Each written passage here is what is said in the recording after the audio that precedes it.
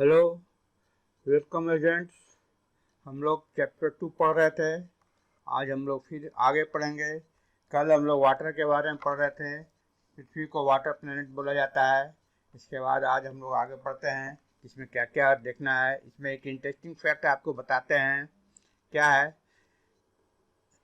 कह रहे कभी आपने जो है वाटर मार्केट के बारे में सुना है? जैसे सब्जी मार्केट, फल मार्केट वगैरह वगैरह होता है। तो हमारे देश में जो है अमरेली शहर है सौराष्ट्र क्षेत्र में, जहाँ की आबादी मात्र 1.25 लाख है, मतलब 1,25,000 आबादी है।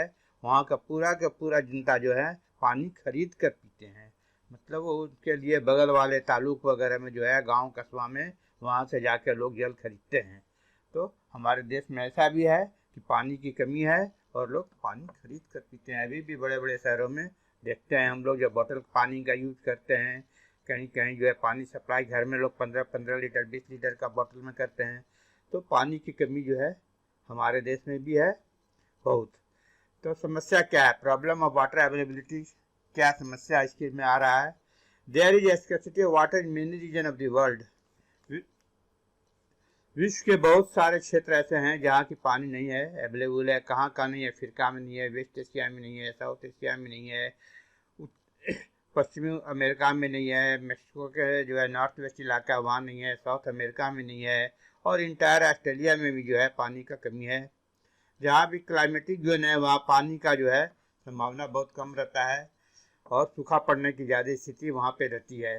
तो 10 वाटर शॉर्टेज में भी एक consequence of variation in seasonal और एनुअल प्रेसिपिटेशन। ये भी डिपेंड करता है कि आपके यहाँ कितना बरसात होता है, कितना जल पानी वगैरह आपको मिलता है, या फिर आप कितना ज़्यादा बर्बाद करते हैं, कितना ज़्यादा आप उसको प्रदूषित करते हैं। ये सब कारण है जिससे कि शुद्ध जल जो है लोगों को अवेलेबल नहीं हो पा रहा है या कम हो रहा है। तो इसके लिए हम लोग देखते हैं कि कंजर्वेशन ऑफ वाटर रिसोर्सेज कैसे हम लोग कंजर्व कर सकते हैं, कैसे संरक्षित कर सकते हैं। Access to clean and adequate water sources is a major problem facing the world today.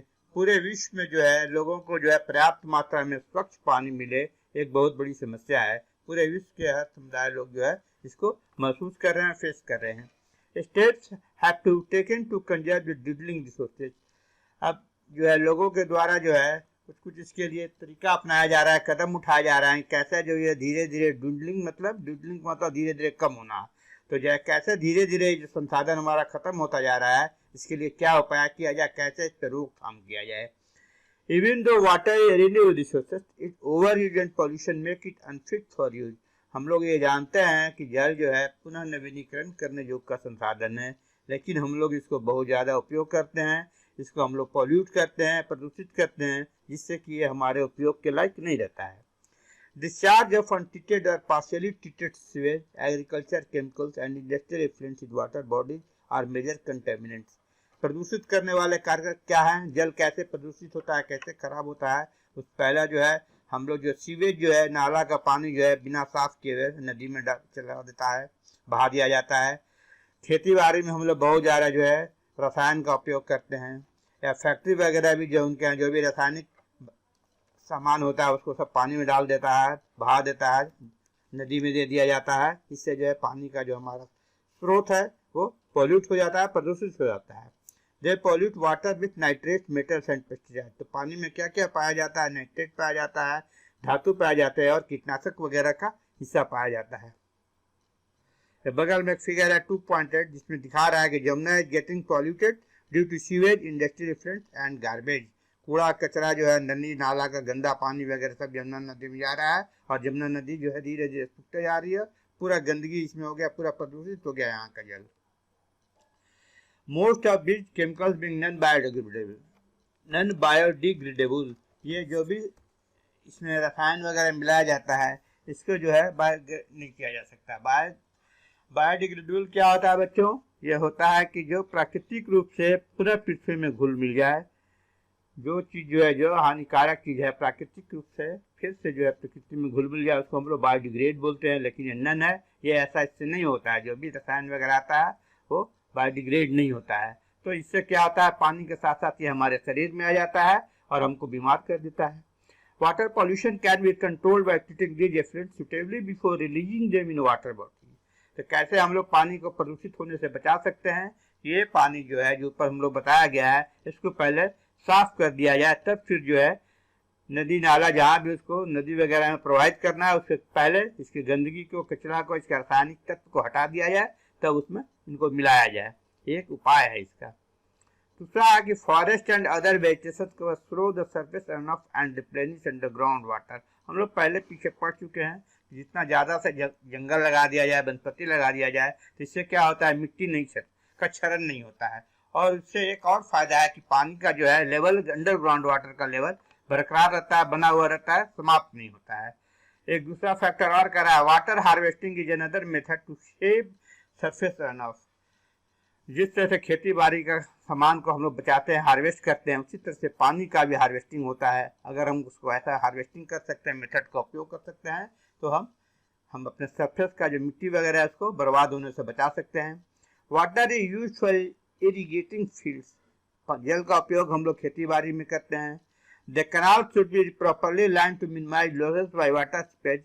इस तरह से नहर को बनाया जाए कि पानी उससे जो है रिसता हुआ बाहर न निकले, सीपेज ना हो, ऐसा व्यवस्था किया जाए। नाला दम सीधा सीधा होना चाहिए और दुरुस्त होना चाहिए। Sprinklers effectively irrigate the area bye checking water losses through seepage and evaporation.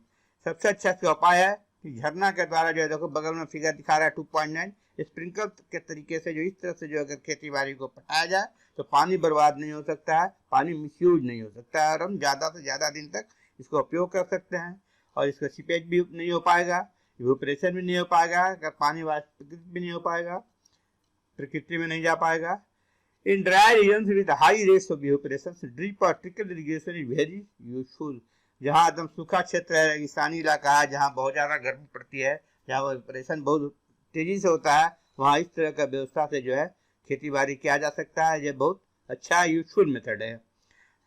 The valuable water resources can therefore be conserved by adopting these means of conservation। तो अगर हम लोग ये सब तरीका जो ऊपर पढ़े हैं, इसको अप्लाई करते हैं, तो हम जो है पानी को बचा सकते हैं, कंजर्व कर सकते हैं, ज़्यादा दिन तक सुरक्षित रख सकते हैं।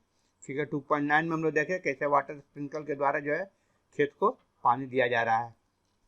आइए नेचुरल वेजिटेशन में आते हैं। क्या natural vegetation and wild life.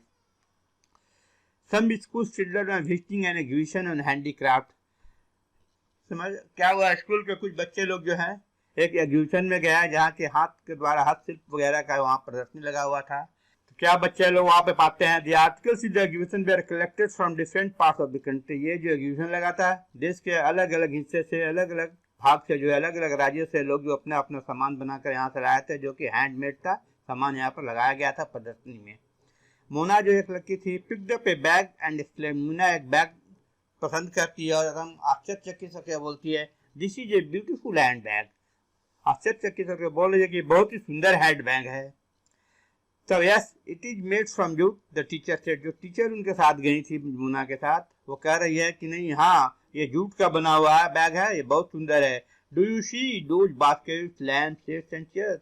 उसके बाद वो कह रहे हैं कि तुम सब देख रही हो, जो टोकरी बना हुआ है, लैंप का सेट जो है, कुर्सी है, ये सभी के सभी जो है या तो केन के बने हुए हैं या बम्बू के बने हुए हैं। मतलब सारे ये जो है सामान बांस के द्वारा बनाया गया है और हाथ से बनाया है।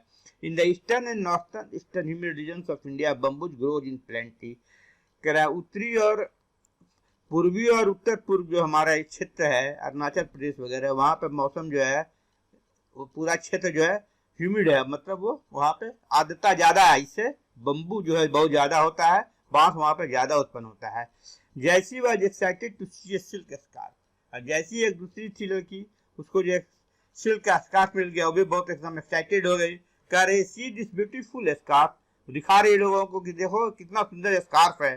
तब यहाँ टीचर फिर उनको समझा रहे हैं कि सिल्क की जो ऑब्टेन फ्रॉम सिल्क वर्म। आप जानते हैं कि सिल्क जो है कीड़ा से उत्पन्न होता है, बनाया जाता है। तो सिल्क जो कहाँ से पाया जाता है, कीड़े से पाया जाता है, सिल्क वर्म से।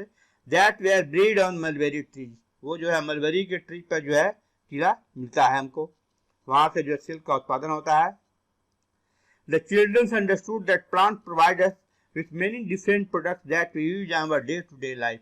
अभी से बच्चों लोग को समझ में आ रहा था, वहाँ पे स्कूल के बच्चे जो गए थे, आप लोग जैसे बच्चे गए थे, उनको समझ में आ रहा था धीरे धीरे कि बहुत सारा चीज जो है हम लोग जो डेली लाइफ में यूज करते हैं, वो हमको पेड़ पौधे वनस्पति से प्राप्त होता है।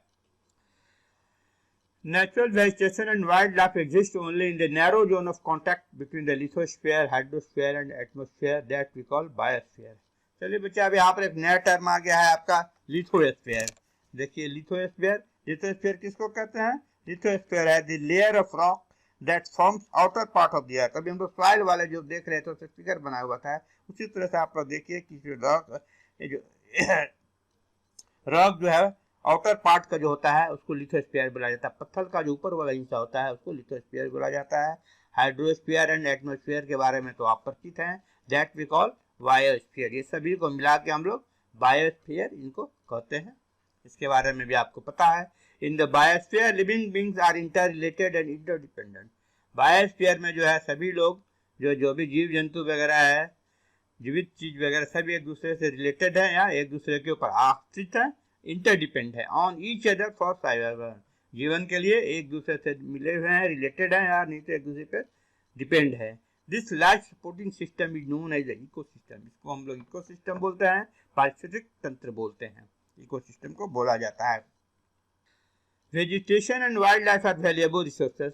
वनस्पति और जंगली जो है लाइफ वगैरह जीव जंतु ये सब जो बहुत मूल्य संसाधन है, अमूल्य संसाधन है. Plant provide us with timber.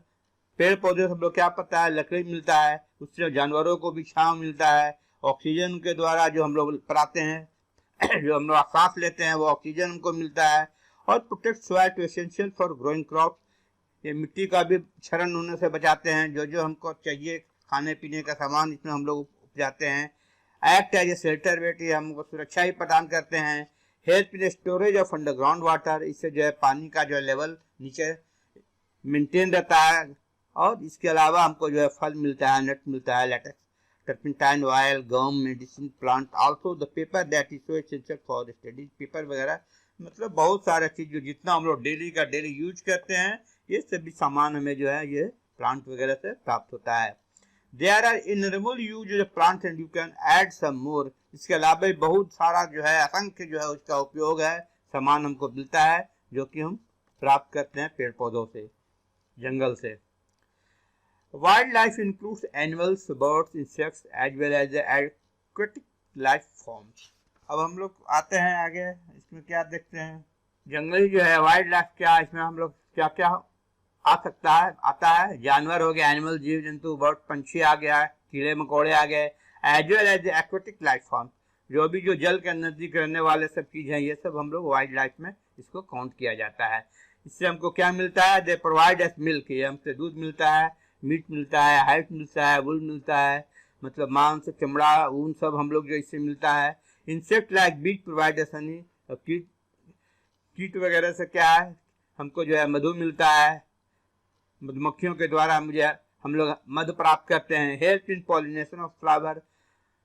फूल का जो है पॉलिनेशन होता है, पॉलिनेशन का हिंदी हो सकता है फूल पौधे में बीज बनने की प्रक्रिया को हम लोग पॉलिनेशन कहते हैं, इसको परागन बोलते हैं. आगे आइए फिर क्या आता है. And have an important role to play as decomposers in the ecosystem. और जो इसके बाद इकोसिस्टम जो है ये इसका भी जो है डिकम्पोज करता है. उसके बाद है the birds feed on insect. जो पक्षी हैं कीड़े मकोड़ों को खाते हैं. Act as decomposers as well. और ये धीरे धीरे जो है जो भी गंदे वगैरह चीज है इसको डिकम्पोज कर देते हैं, इसका विखंडन कर देते हैं. Vulture due to its ability to feed on dead livestock is a scavenger and considered a vital cleaner of the environment. हम लोग वल्चर जो है गिद्ध को देखते हैं, वो जो है कीड़े, वो जीव जंतु जो भी है सभी को जो है कूड़े मकोड़े सभी चीज को जो है कूड़े कचरे के ढेर पर उसको खा के उसको साफ करता है. तो हम कहते हैं कि गिद्ध हमारा जो है तुम्हारा वल्चर जो है वातावरण को साफ करने वाला एक बहुत बड़ा क्लीनर है. So animals big or small all are integral to maintaining balance in the ecosystem. तो इस तरह से ये पाया जाता है कि जानवर बड़ा हो छोटा हो सभी जो है हमारे इकोसिस्टम को बैलेंस करने में उनका बहुत योगदान है. वल्चर के बारे में क्या है कि इंटरेस्टिंग फैक्ट यह है. Vulture in the Indian subcontinent were dying of kidney failure shortly after scavenging livestock treated with diclofenac, a painkiller that is similar to aspirin or ibuprofen. कह रहा कि अब गिद्ध जो है आजकल जो है उनको किडनी फेल हो जा रहा है. क्यों? कूड़े कचरे के ढेर पर या जीव जंतु को जो मरे हुए को खाते हैं उसमें पेन किलर का बहुत मात्रा रहता है जिससे कि उनकी मौत हो रही है।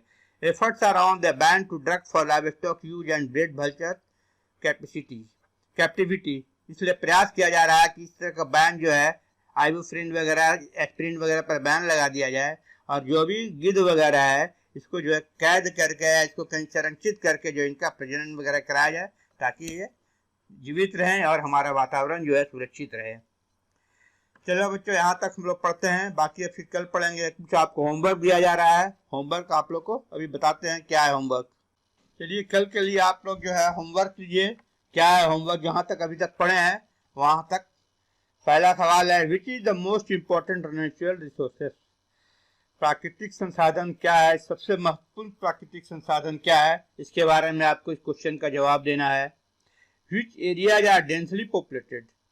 दूसरा सवाल है कि कौन सा एरिया जो है, क्षेत्र जो है जहाँ की आबादी बहुत ज्यादा है, घनी आबादी जहाँ पाई जाती है, वो किस तरह का एरिया है? पहाड़ है, जमीन है, जंगल है? ये आपको इसका जवाब इसमें देना है। Define landslide. अब आपको संक्षिप्त रूप से बताना है कि भूस्खलन क्या होता है, लैंडस्लाइड क्या है, ये आपको बताना है। आगे है व्हाट इज सॉइल? मिट्टी क्या है? इसके बारे में आप छोटा सा डिफिनेशन देना है, 1-2 लाइन का। उसके बाद आ गया हाउ इज सॉइल फॉर्म्ड? मिट्टी का निर्माण कैसे होता है, ये आपको बताना है। छठा क्वेश्चन है व्हाट इज वेदरिंग? वेदरिंग क्या है? इसका डिफिनेशन भी 2 लाइन में आप लिखिए। और क्वेश्चन नंबर 7 है डिफाइन सॉइल इरोजन।